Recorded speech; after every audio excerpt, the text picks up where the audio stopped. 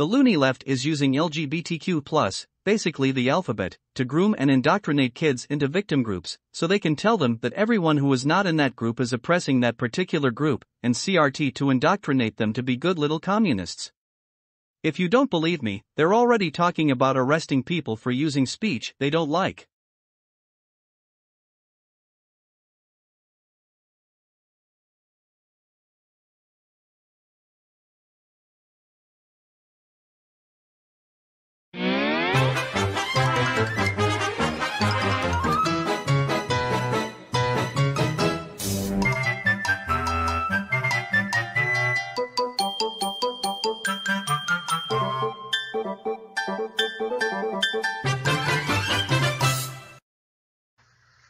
Study. People are getting dumber. Why are IQs dropping? I quietly ponder to myself. Then I go over to Libs of TikTok. Here's some things that you need to know about me. Number 1, if you are a person of whiteness, I don't give a I don't give a about your comfort. I don't give a about your feelings. I don't give a about where you think that your place is in the world. You too can achieve the American dream if only you work hard enough to conform to society's norms. And by society, I mean white supremacy. And if you assimilate enough, and if you reject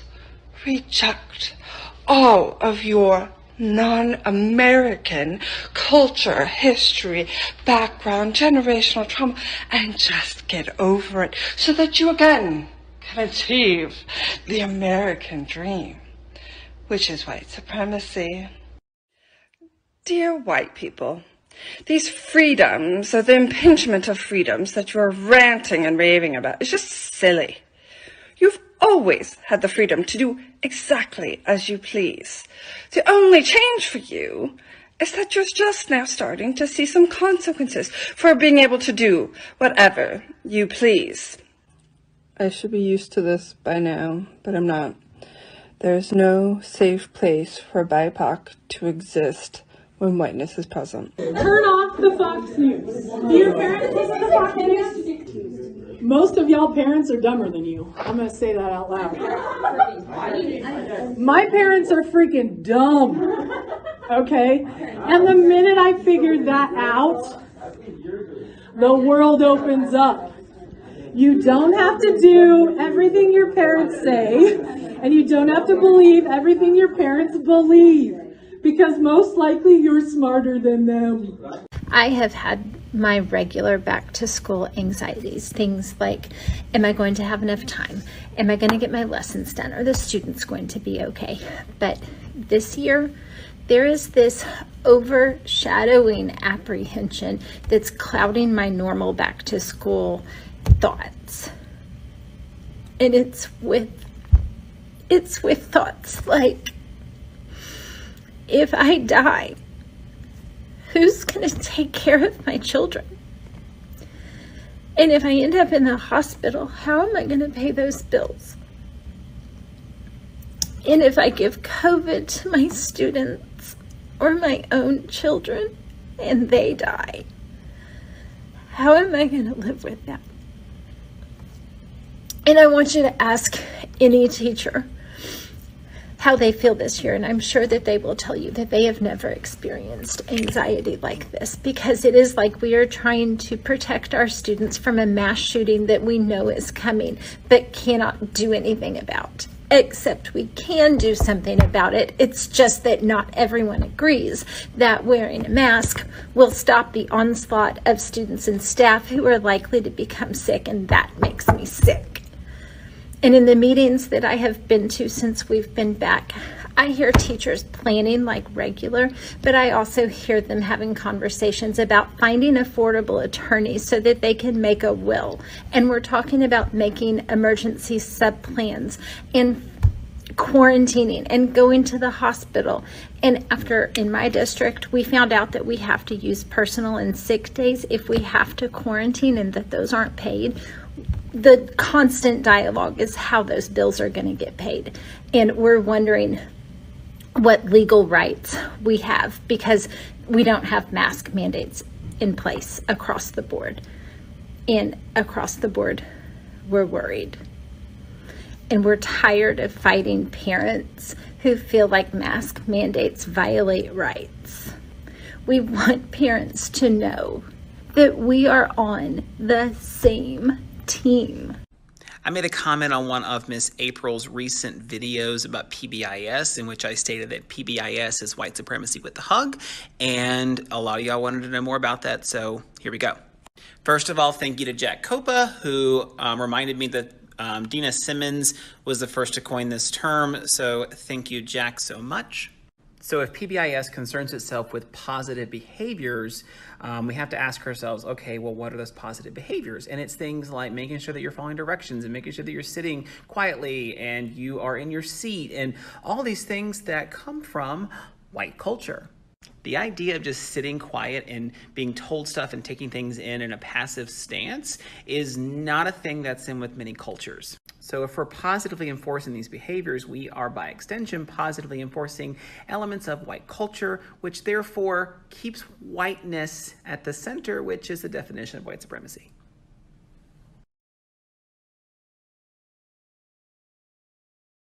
This is an idea that I think a lot of people have, and I want to call that in lovingly just for a moment. Yes, America contains many cultures and many races. That is not wrong.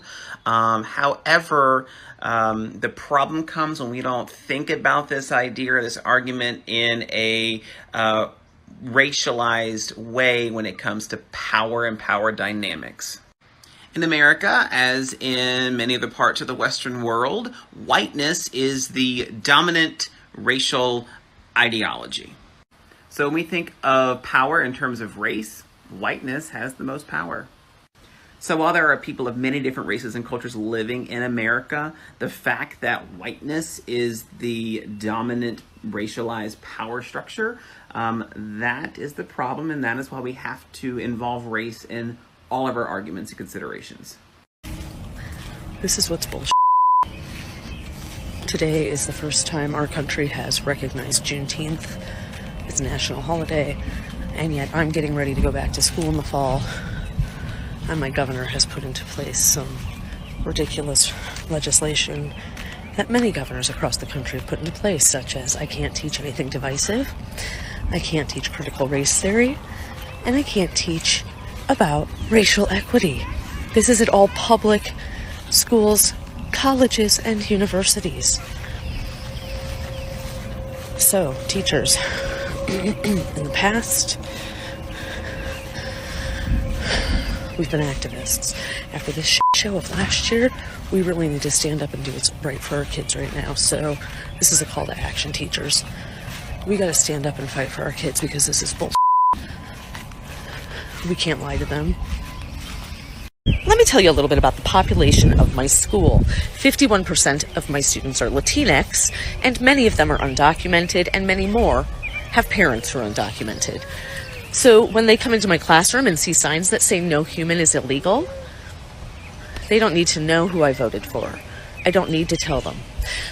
When my black students come into my classroom and see my Black Lives Matter posters, I don't need to tell them.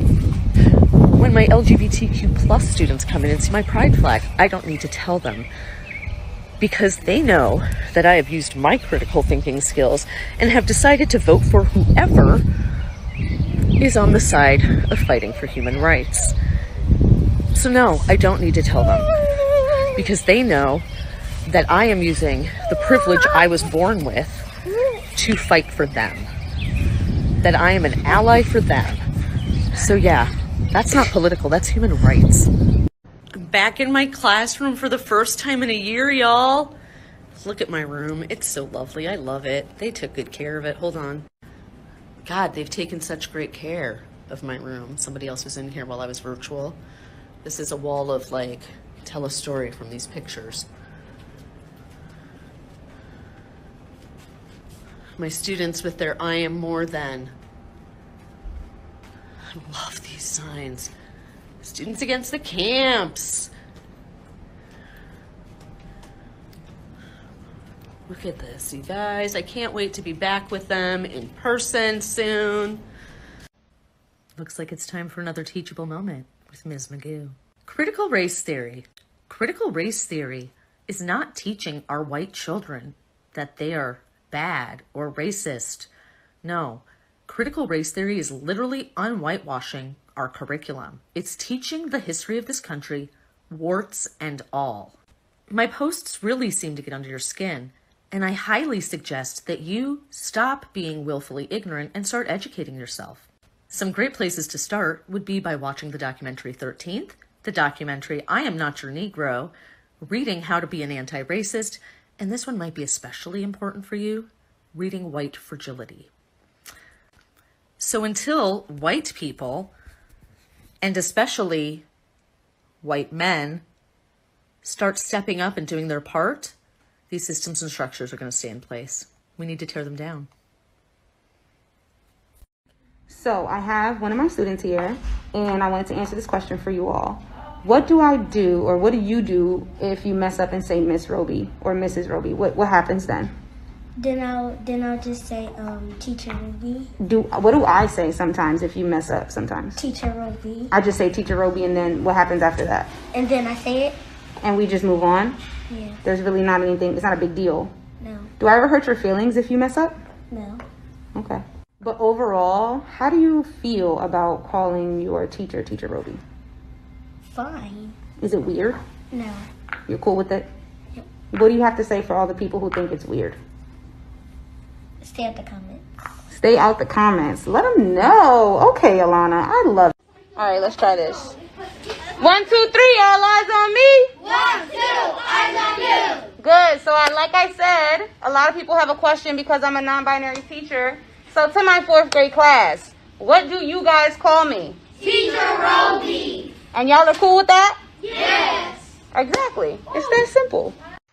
New research finds IQ scores have been decreasing for decades, and the environment is to blame. IQ scores have been steadily falling for decades, but genes aren't to blame. Their environment is at fault.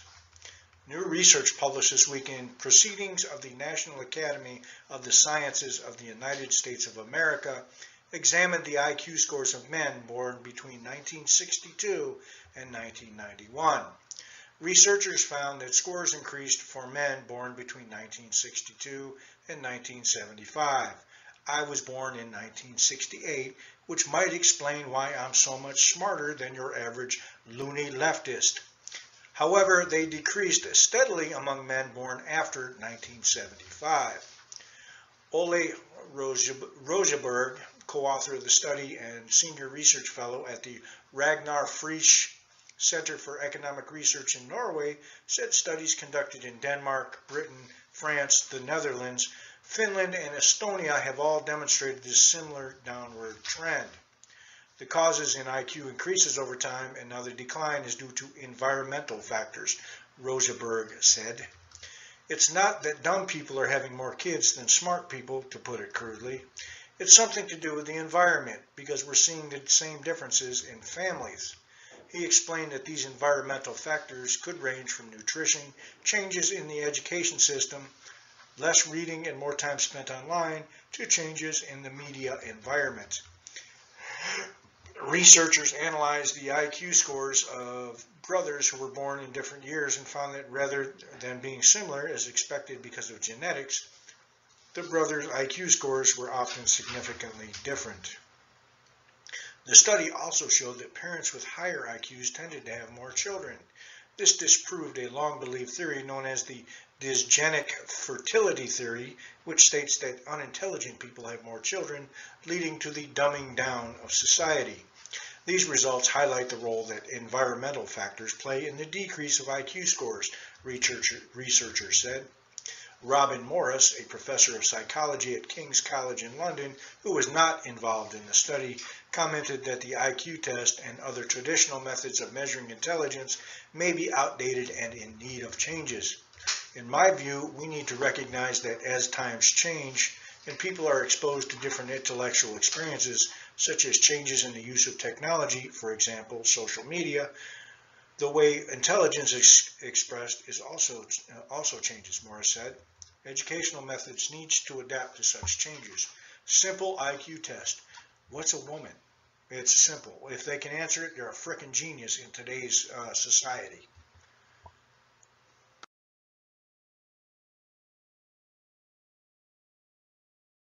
You know you're in a cult if 1. You believe you are what your imagination says you are. Delusional, characterized by or holding false beliefs or judgments about external reality that are held despite incontrovertible evidence to the contrary, typically as a symptom of a mental condition. You know you're in a cult if 6. You believe reality isn't real. Delusional, characterized by or holding false beliefs or judgments about external reality that are held despite incontrovertible evidence to the contrary, typically as a symptom of a mental condition. You know you're in a cult if 10. Thanks to Jamie Lee Curtis, who didn't know how many Oscars she'd won, them can't count. You know you're in a cult if 11. You will cry in protest to take a real black woman off a syrup bottle and a Quaker off a box of oats named Quaker Oats, only to put a fake white woman on a beer can. All while saying, I can't believe they're so upset over a beer can. Bud Light parent Anheuser-Busch's stock has lost $27 billion over Dylan Mulvaney. You know you're in a cult if 13. If you get triggered because someone doesn't think you're special because you were born into one of the CRT-approved victim groups, they believe deeds and personal responsibility warrant pride.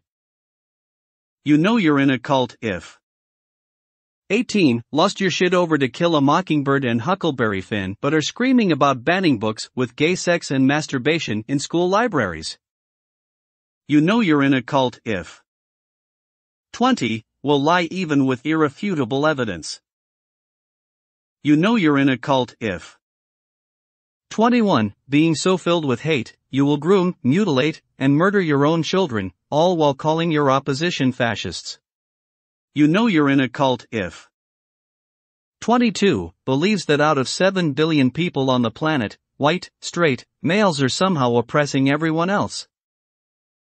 You know you're in a cult if 23. Will lose your shit when someone points out that you're not oppressed, you're just stupid. You know you're in a cult if 25. Will refer to a biology book as right-wing propaganda. You know you're in a cult if 26. Will lose your shit if someone actually uses proper English, instead of your made-up pronouns. You know you're in a cult if 32. Are the same people who say you can't indoctrinate kids to be gay with a book or a drag show, but continually accuse the church of doing that very thing. Although religion isn't taught in schools, and you're not forced to go to church. You know you're in a cult if 33. When someone is simply talking science and common sense, you will try to bring religion into it. Well, you know the church. Well then, don't go to church. It's not against the law. Not going to school is. You know you're in a cult if 34. Will use unrelated behavior to justify their sick, grooming behavior. You know you're in a cult if 38. You resort to insults as you can't handle the truth. Delusional, characterized by or holding false beliefs or judgments about external reality that are held despite incontrovertible evidence to the contrary, typically as a symptom of a mental condition. Patients with schizophrenia may show dysfunctional impulsivity and impulsive aggression. You know you're in a cult if 39. Will lose your shit when someone says you're in a woke cult, and to prove you're not, you do the things on this list over and over and over. You know you're in a cult if 40. Will accuse your opposition of that which you are guilty. You know you're in a cult if 46. Consider chemically castrating a pedophile horrible and inhumane, but chemically castrating a child just dandy.